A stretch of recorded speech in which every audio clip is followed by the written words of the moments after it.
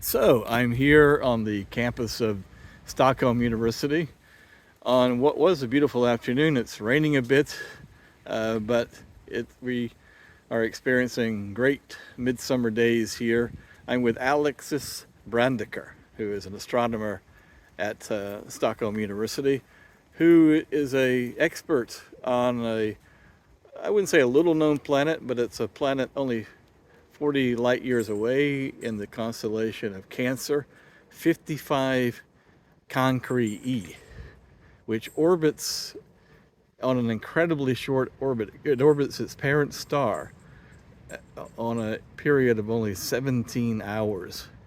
Uh, Alexis, tell us a bit about the conditions on this planet, its history. You think, what's the future, and if we were astronauts looking at the planet, what life might be like if we were in orbit around this planet.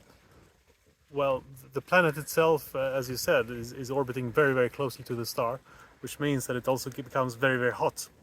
In fact, so hot that the surface is melting and it's building up this ocean of lava on it. So it's not wouldn't be a very pleasant location to visit. But assuming you had a proper protection, if you went there, you would see the star would cover a large fraction of the sky. It would be very hot and probably not much of an atmosphere. This planet is slightly bigger than Earth. It's about twice the size of the Earth. So the surface gravity would also be slightly bigger. It would be heavy to be there. Well, it's not a holiday spot I would pick.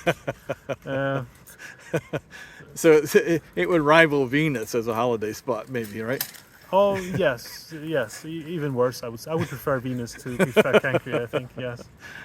So you've been fortunate enough to make some early Webb telescope observations of 55 Cancri E, which was the last. This is a multi-planet system, and initially we knew there were a couple of hot Jupiters, but this is the last of the known planets in the system to be found. Correct?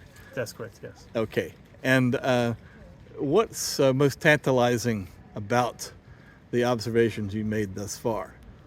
Well, what we were looking for was variability in the system. So we have observed this planet on several different locations. And what we found is that it is way more variable than we expected. And frankly, than we can explain at the moment. But this data is still under analysis, so we are not 100% sure that our conclusions are correct. So we are working on it. It's a work in progress. And a planet this close, normally you would expect to be tidally locked with the star. So in other words, one side is facing the same way at all times. But you said you're seeing temperature variations, which could indicate that incredibly, even though it's being perturbed to such an extent that it's a lava world, that it could be orbiting in a normal fashion. Yeah. Yes, the spin, the rotation of the planet could be in a synchronous. I mean, not showing the same side to the star at all times. That's possible. And the reason that's possible is that we may have a slightly eccentric. It's a multiplanetary system, so the outer planets might perturb the innermost planets, such that it is not going in an exactly circular orbit, but slightly elongated orbit, and that would help this planet to be rotating at a different rate than what would be required for it to show the same face to the sun or to the star at all times. And this would have the implication that you would have day-night cycles of the planet.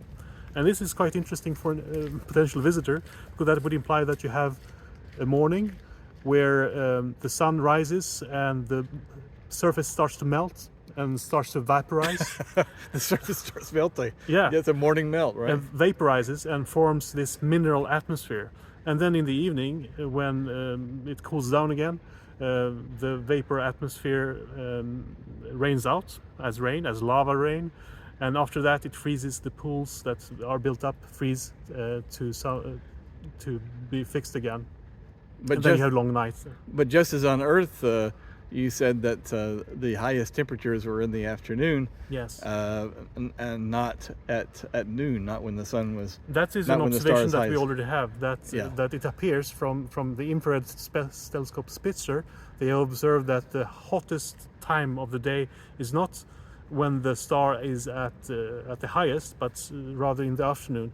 And that seems to be, is an indication that perhaps the planet is rotating at a different rate and not showing the same face to the star at all times. Well, we look forward to your paper when it comes out, I guess in a few months. And thank you Yes. again for taking the time from your summer afternoon to speak to us. Thanks so much, Alex. Thank you.